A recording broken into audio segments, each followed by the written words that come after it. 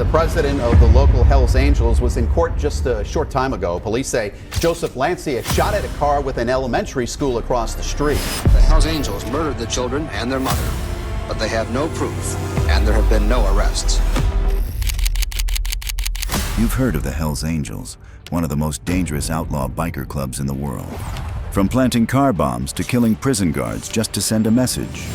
These are the 15 most dangerous Hells Angels in history. Maurice "Mom" Boucher.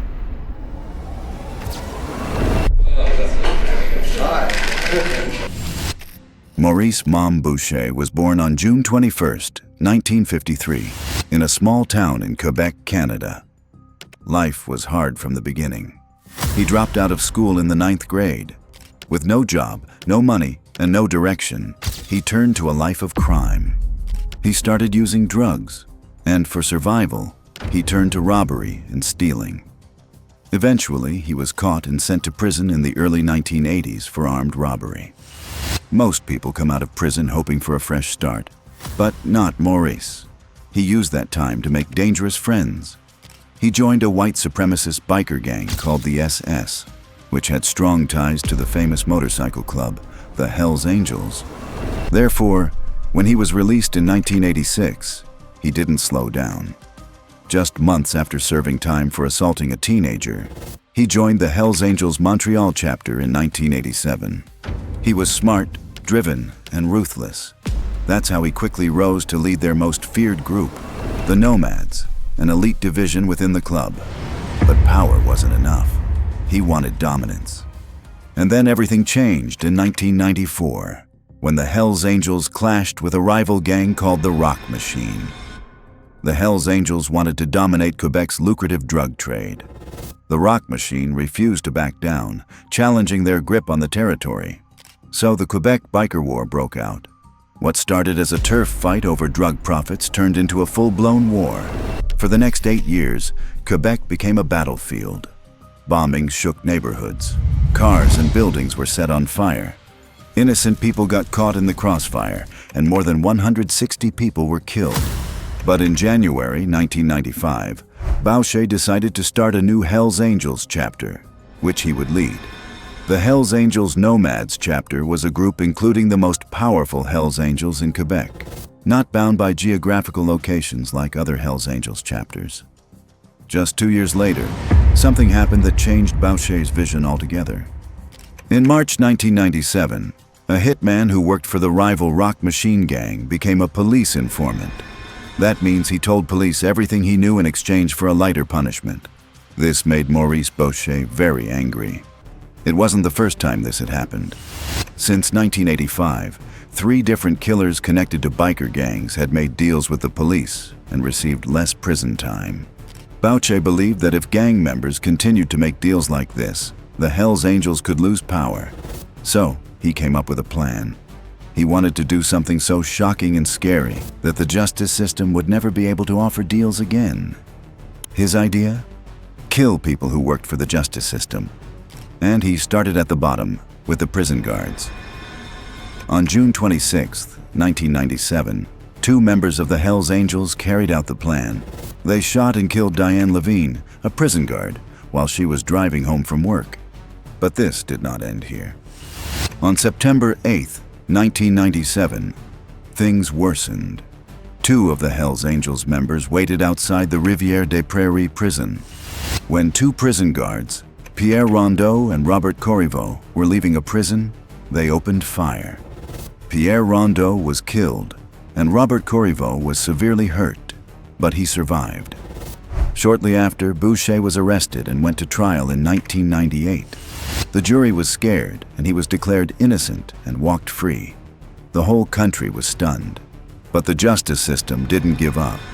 In 2002, they tried again, and this time, he was found guilty of ordering the murders and sentenced to life in prison.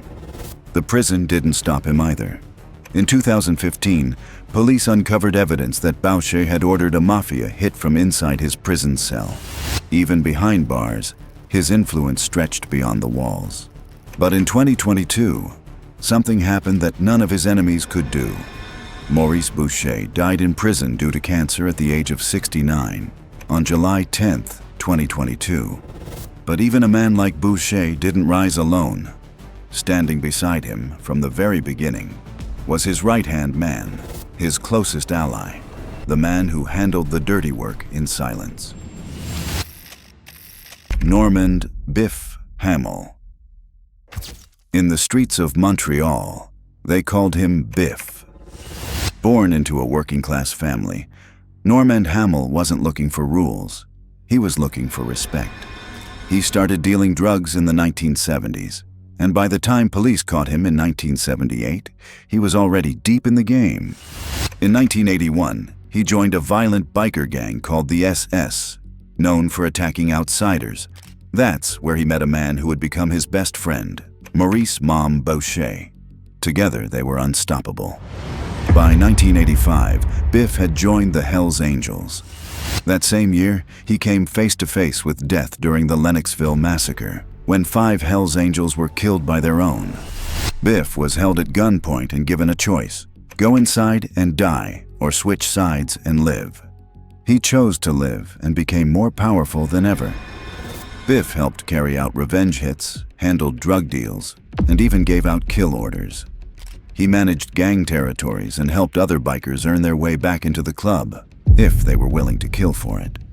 In 1986, he became a full-patch member of the Hells Angels.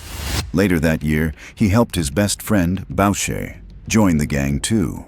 When the leader of a rival gang, the Death Riders, was murdered in 1987, Biff helped bring what was left of their crew into the Hells Angels. He was responsible for supervising the recruits. But Biff didn't just play tough in the streets. He played smart in business. He ran a coffee import company as a front. Millions of dollars were later found hidden in the owner's home. In 1988, when Boucher was arrested for hijacking a truck, Biff was the one who showed up with $10,000 in cash to bail him out. By the mid-90s, Biff was one of the most powerful bikers in Quebec. He was rich, connected to the Italian mafia, and controlled bars and drug operations across Montreal, Sorel, the Laurentians, and even into Ottawa. In 1995, he helped launch the Nomads, the Hells Angels' most elite chapter. Biff was a founding member. He wasn't loud, he wasn't reckless, he was feared. But in 2000, the war caught up to him. On April 17th, while taking his son to the doctor in Laval, Biff was ambushed by gunmen from the Rock Machine. He was unarmed. He tried to run. 2 bullets in the back, and just like that, the right hand of Boucher was gone. Hamel was old school, a street enforcer raised in the chaos of Quebec. But the next man wore a suit by day and leather by night. Paul Eishide. He wore a suit by day and leather by night.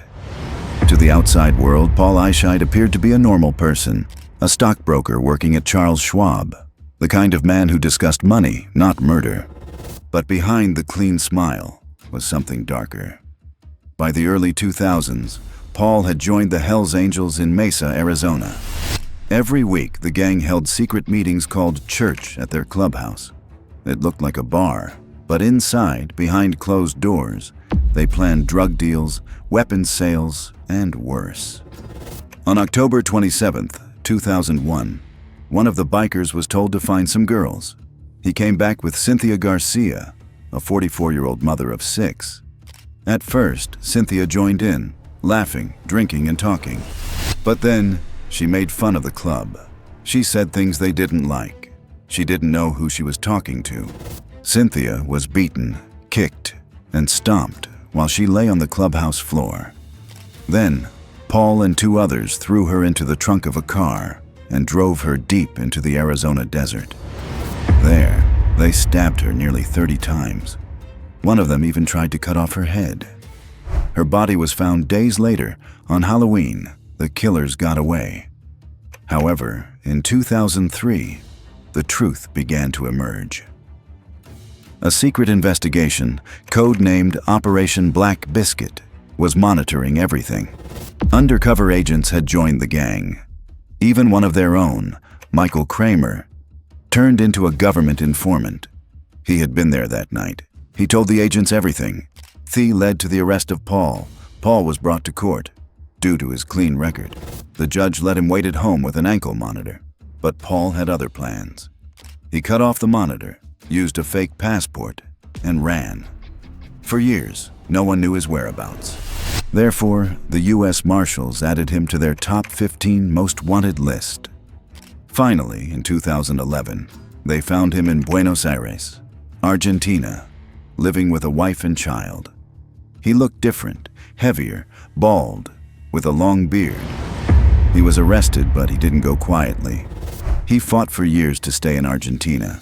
Thousands of people even signed a petition in support of him. In the end, he lost. Paul Eishide was sent back to the U.S. in handcuffs to face the charges he had run from. But the next man didn't hide behind a clean image. Adam Lee Hall. Not every Hell's Angel made their name through gang wars or escape stories. Some, like Adam Lee Hall, became feared for something else, brutal violence, even against their own. By 2011, Hall was a high-ranking Hell's Angel in Massachusetts. He believed another member, David Glasser, had stolen from him. However, instead of resolving the issue within the club, Hall chose violence. He grabbed a baseball bat and beat Glasser so severely that it sent a message, "Don't cross me." Therefore, Glasser went to the police, and that made him a target. Soon after, Glasser disappeared. So did two of his friends, Edward Frampton and Robert Chadwell, men who were just in the wrong place at the wrong time. For 11 days, police searched. Then they made a horrifying discovery. 3 bodies, buried and wrapped in plastic bags.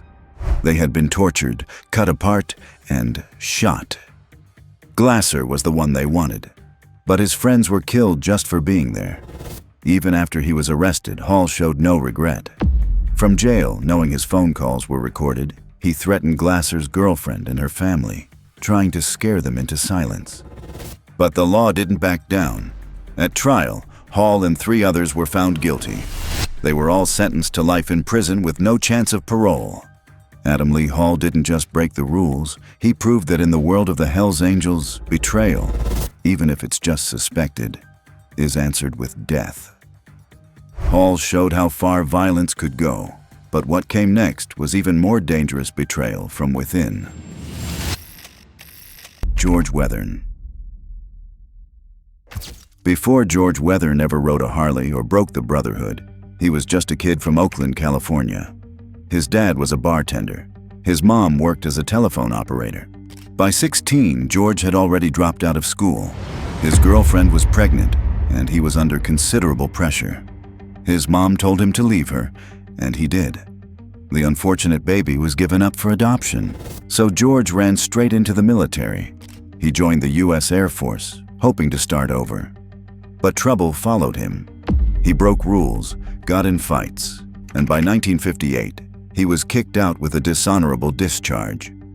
When he came back to Oakland, he didn't look for a quiet life, but for chaos. He joined the Hells Angels, led by Sonny Barger, in the chapter known as the Mother Chapter, the most feared club in the country at the time. He climbed high, becoming the vice president of the Oakland chapter. His job, running drugs and selling angel dust and LSD, especially to hippies across California. George had power, money, and respect, but his world was built on danger. In 1979, during a drug-fueled fight, George shot another Hells Angel named Buttons Mitten, but he played it smart. In the court, he portrayed it as self-defense and walked free. But his most significant move came later. In 1984, George was arrested again for drugs. This time, instead of staying loyal to the club, he made a choice that shocked everyone. He became an informant for the FBI. He told them everything, names, crimes, and how the club worked from the inside. Because of his words, the top Hells Angels went to prison, so George and his family had to vanish. They were placed in the Witness Protection Program, cut off from the world he once ruled. Years later, he wrote a book called A Wayward Angel, telling the world what went on inside the club. George Weathern didn't just break the rules, he broke the code. And once you do that in the Hells Angels, you're done. Current whereabouts of George Weathern are still unknown. While some betray the club with words, others do it after leaving a trail of bodies behind. Yves Apache, Trudeau. People called him Apache. Some called him the Mad Bomber. But everyone in Quebec's underworld knew one thing. When someone needed to be taken out, Trudeau got the call.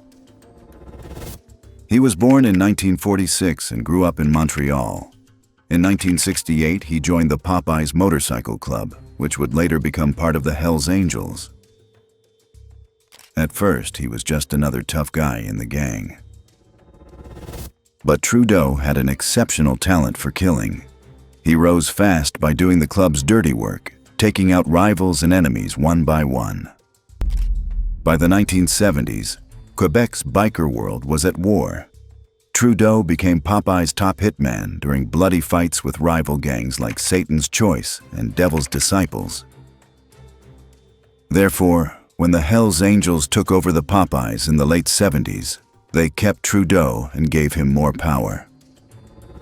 He used bombs, bullets, and ambushes. His hits were quick, violent, and final.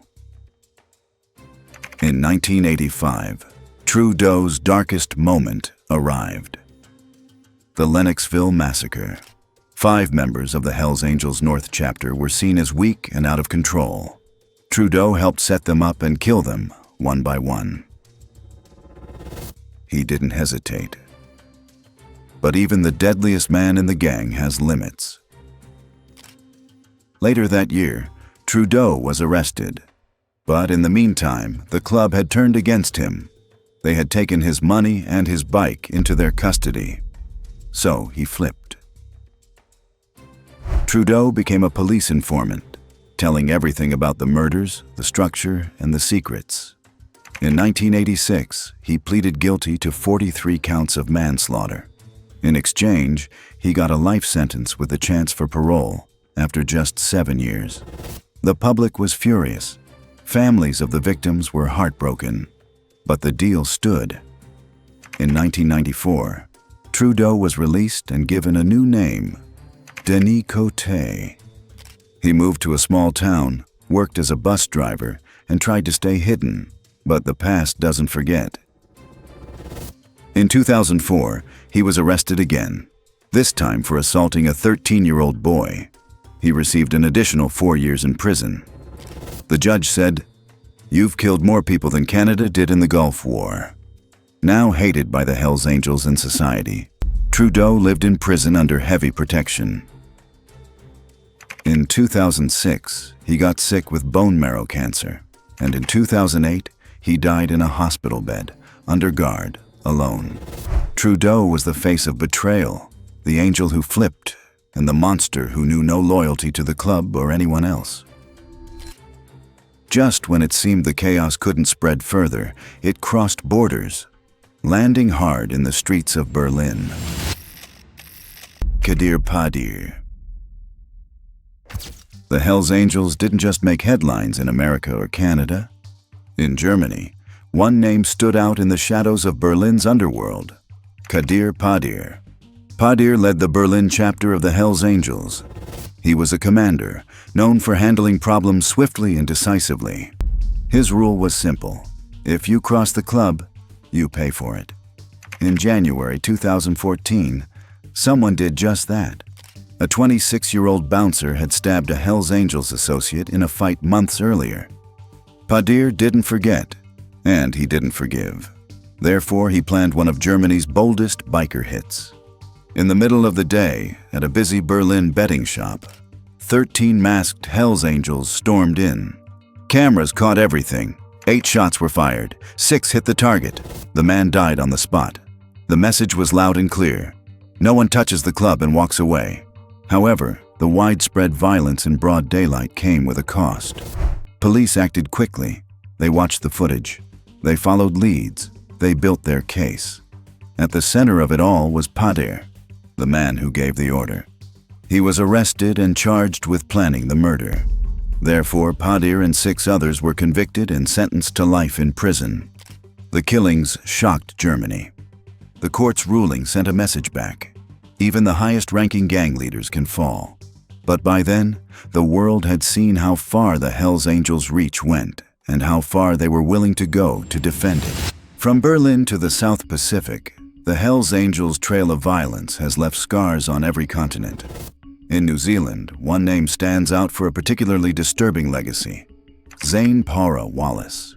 A member of the Hells Angels New Zealand chapter, Wallace wasn't just feared in the streets.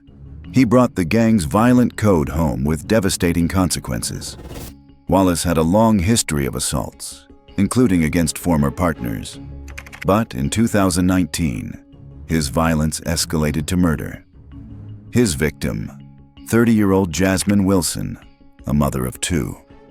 For months, Wallace subjected her to a reign of terror, beatings, intimidation, and psychological control. In one of the final incidents, he forced Jasmine's car off the road, snatched her keys, and brutally assaulted her, kicking her in the chest and slamming her head into a wall with such force that she lost consciousness. 2 days later, she was taken off life support. Even in custody, Wallace showed no remorse. On recorded prison calls, he issued threats toward Jasmine's grieving family, continuing his campaign of control and intimidation from behind bars. Police described Jasmine's injuries as among the worst they had ever seen. And the case didn't end with Wallace. His parents and sister were also convicted, found guilty of trying to cover up the crime and obstruct justice, highlighting just how far his influence reached. In the end, Zane Paura Wallace was sentenced to life in prison with a minimum term of 15 years and 6 months. His case remains one of the most horrifying examples of Hells Angels violence, not on the battlefield of gang wars, but in the hidden world of domestic abuse, where the scars are no less real. Just when the dust seemed to settle in Europe, the storm moved again, this time to the far edge of the map, where a new kind of enforcer was waiting in New Zealand. Sonny Barger. Before the Hells Angels became the most feared motorcycle club in the world, there was Sonny Barger. He was born on October 8, 1938, in Modesto, California, but grew up in Oakland. His mom left when he was just 4 months old. He and his sister were raised by their grandma and their father, who worked the docks and drank too much. As a kid, Sonny got into fights, got suspended from school, and by 10th grade, he dropped out completely. But even then, he was looking for something bigger. At just 16 years old, Sonny faked his age and joined the U.S. Army. He liked the training, the weapons, and the brotherhood. But once the truth came out, he was kicked out after only 14 months. Back home in Oakland, he worked odd jobs and started riding motorcycles. In 1956, he helped form his first bike club, the Oakland Panthers. When that group broke up, Sonny and his friends created something new. On April 1st, 1957, they formed the Oakland chapter of the Hells Angels, using old patches from a defunct chapter in North Sacramento. Sonny became the president. From that day forward, the Hells Angels changed forever. Sonny's chapter became the most powerful in the world, known as the Mother Chapter. They weren't just bikers anymore. They were a brand, a gang, a force. By the 1960s, Sonny was a national name. The Hells Angels showed up in newspapers, on TV, and even at music festivals. They were asked to provide security for the Rolling Stones at Altamont in 1969, a concert that ended in chaos after a man was stabbed and killed by a member during the show. But even with fame, trouble followed Sonny everywhere. He was arrested many times, first for marijuana possession in 1963 and again in 1964. Then came charges for assault with a deadly weapon in 1965 and 1966. In the years that followed, he faced even more serious charges, including gun and explosives violations tied to his role in the gang. In one fight at a bar, he shot a man in the head, then claimed the gun fired by accident. But in his own book, he wrote, "Since the guy was already shot, I bent him over the pool table and shot him again." Sonny got convicted of attempted murder. In 1970, police caught a man delivering a suitcase to Sonny's house. Inside was $350,000 worth of heroin and cocaine. Sonny was arrested, but the charges didn't stick. Still, he spent 90 days in jail for leaving court without permission. But Sonny always came back stronger. He became the voice of the club, defending it in interviews, writing books, and calling the Hells Angels a group of hard-working patriots. He said they were against communism and for freedom. When college students protested the Vietnam War, Sonny and his bikers attacked the marchers in Oakland. They later told reporters they did it to protect America. Sonny once wrote to President Lyndon B. Johnson, offering to send Hells Angels to fight in Vietnam. The president never replied. In the 1980s and 90s, Sonny faced more charges, including conspiracy to blow up rival clubs and running illegal businesses. He served prison time, but never stepped down as a leader. In later years, Sonny moved to Arizona, beat throat cancer, and stayed involved with the club. He even testified at a Bandidos trial in 2018, denying that the Hells Angels and Bandidos were enemies. His 81st birthday party in 2019 was a major event at the Oakland clubhouse. In biker code, the numbers 8 and 1 stand for H&A, Hells Angels. Sonny Barger died on June 29, 2022, at age 83 after battling liver cancer. But to the Hells Angels and to outlaw motorcycle history, he wasn't just a rider. He was the king who built the empire. While others made their names in blood, one man built the name itself, shaping the club from legend to empire. Jonathan Nelson. In the world of the Hells Angels, power isn't always about riding the fastest bike. Sometimes it's about pulling the strings behind the scenes. Jonathan Nelson was the president of the Fresno chapter of the Hells Angels. People called him calm, focused, and dangerous. In 2014, Nelson believed a man named Joel Silva, a fellow Hells Angel, had become a problem. So he made a plan. Silva was invited to the Sonoma clubhouse, a place he thought was safe, but it was a trap. There, in a back room, Silva was killed, shot and disposed of without mercy. The order had come from the top, and at the top sat Nelson. Therefore, when police investigated, they found a plan built on precision. Every step had been planned. Every person had a role. Nelson wasn't the one who pulled the trigger, but he was the one who gave the green light. In court, the evidence was clear. Nelson had orchestrated the murder.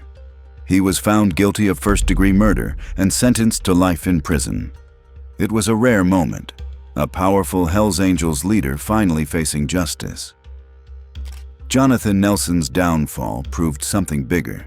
Even inside the Hells Angels, where loyalty is everything, betrayal, or even suspicion can be a death sentence.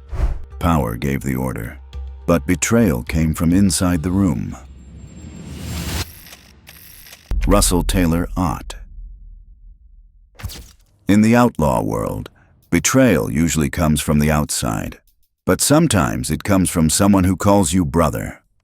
Russell Taylor Ott was the president of the Sonoma chapter of the Hells Angels, the same chapter Joel Silva belonged to. They rode together. They shared club secrets.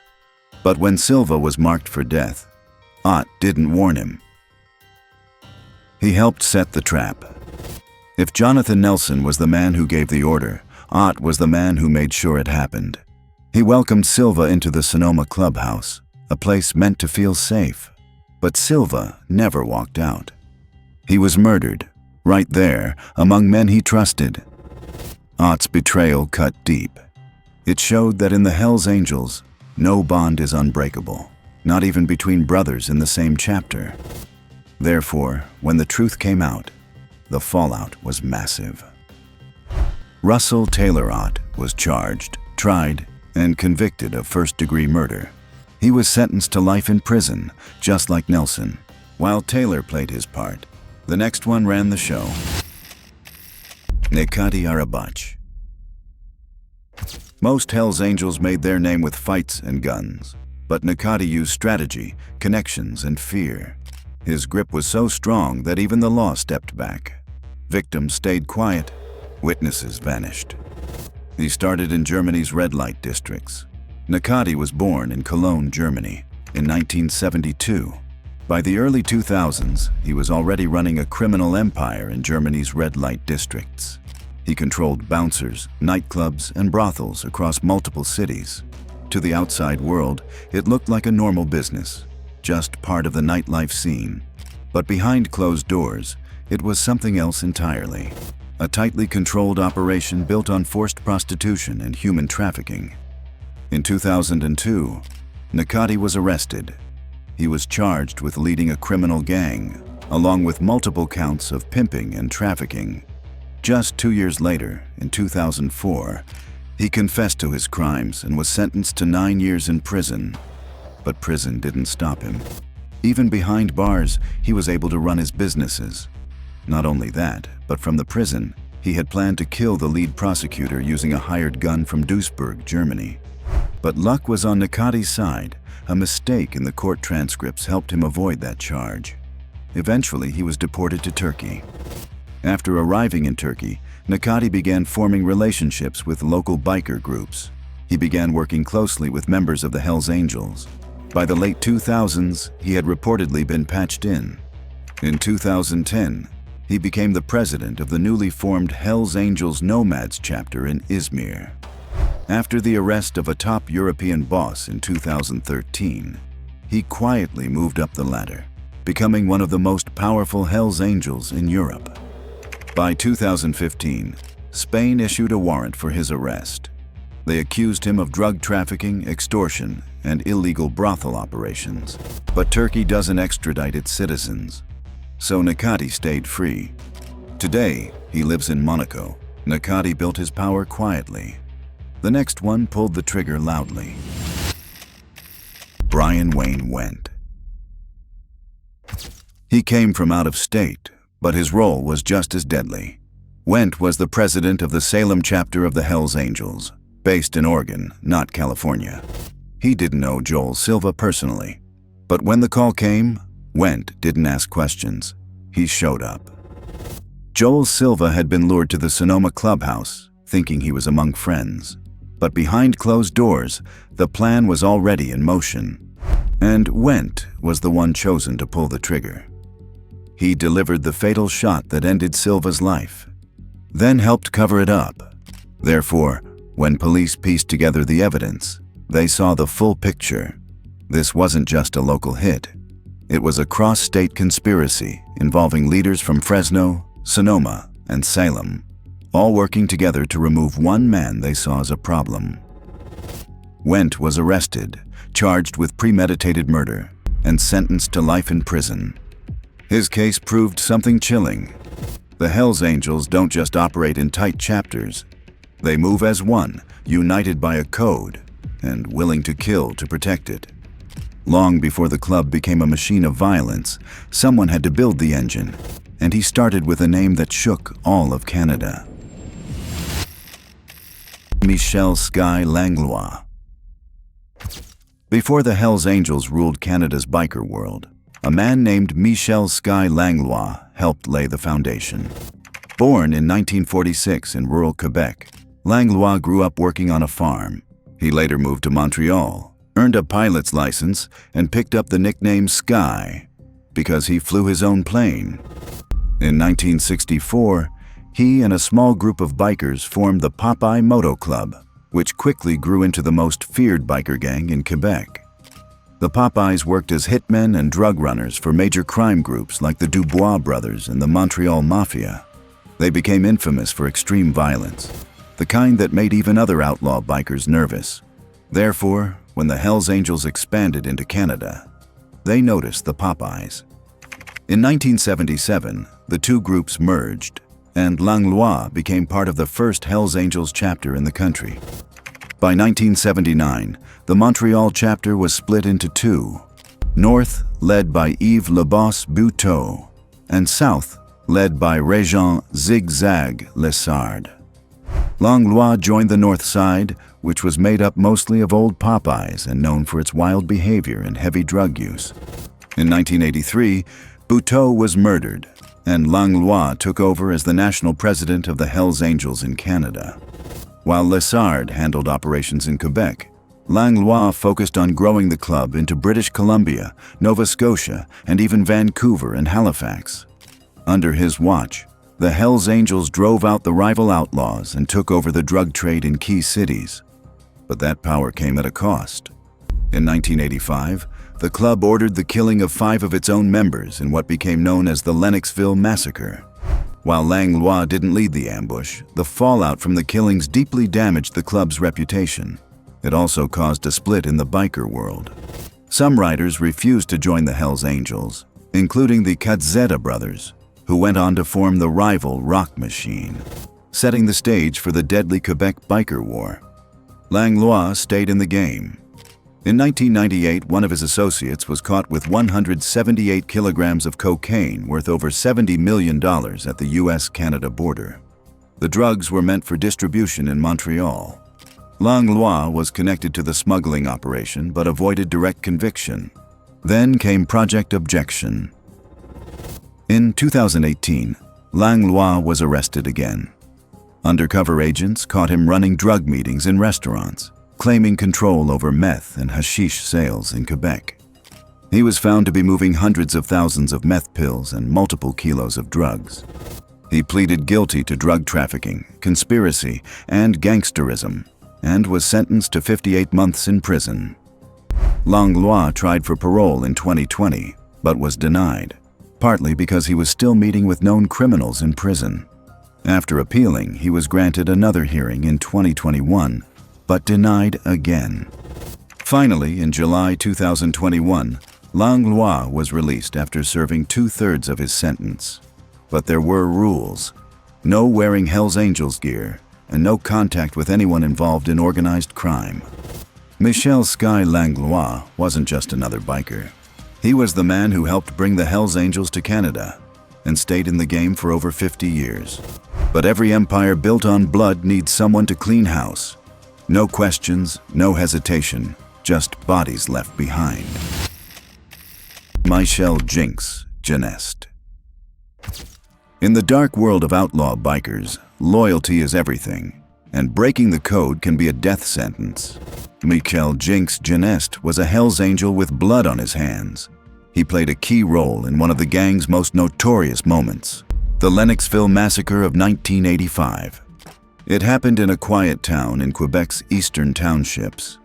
On the outside, it looked peaceful, but inside a heavily guarded Hells Angels bunker near Sherbrooke, 5 members of the Laval chapter walked into what they thought was a regular meeting. They never walked out. The Laval chapter had become known for chaos, too much partying, too many mistakes, and heavy drug use. The leadership had had enough. They called it a cleanup. Others called it a purge. Genest was one of the men who carried it out. The 5 Laval bikers were killed inside the bunker. Their bodies were stuffed into sleeping bags, weighed down with cinder blocks, and dumped in a nearby river. 2 other members of the chapter skipped the meeting that day. That decision saved their lives. This brutal hit became known as the Lennoxville Massacre, and instead of weakening the Hells Angels, it did the opposite. After the killings, the club became tighter, more ruthless, and more connected to powerful groups like the West End Gang and the Montreal Mafia. Genest's role didn't stop there. Just weeks later, on April 7, 1985, he murdered Claude Roy, another Laval member. Genest later admitted he killed Roy because he broke club rules, using hard drugs like cocaine and heroin, and possibly talking to the police. To Genest, it wasn't personal, it was business. And in the Hells Angels, breaking the rules meant breaking trust. Michel Jinx. Genest didn't just follow orders. He helped enforce the code, no matter how violent it had to be. Some followed orders. Others carved their own legend, 1 mile at a time, 1 deal at a time, until even the bosses took notice. David Wolfe Carroll. If Maurice Boucher was the general of Quebec's biker war, David Wolfe Carroll was his most loyal soldier. Born David MacDonald Carroll on April 1, 1952, in Dartmouth, Nova Scotia, he was the son of a respected police officer, but chose a far different path. After a school incident involving explosives, Carroll dropped out and drifted into drug use and crime. His intelligence and unpredictability made him stand out in the local outlaw scene. He joined a gang called the 13th Tribe, where his violent streak and calculated nature caught the eye of none other than Maurice Boucher. Boucher saw potential and personally brought Carroll into the Hells Angels Montreal chapter. Once patched in, Carroll rose fast. He became Boucher's most trusted enforcer, earning the rare and ominous Filthy Few patch, a mark reserved for those who'd killed for the club. Behind the scenes, he oversaw drug trafficking operations across the Laurentians, played a key role in prostitution rings, and was known to settle scores personally. During the Quebec Biker War, Carroll developed a deep hatred for the rival rock machine. He was widely believed to have murdered several of their members, though nothing was ever proven in court. What made him truly dangerous was his ability to vanish. As police swept up Hells Angels across Canada, Carroll slipped through the cracks. For over 2 decades, he's been a ghost, wanted, hunted, but never found. To this day, David "Wolf" Carroll remains one of Canada's most elusive fugitives, a phantom from the deadliest chapter of biker history.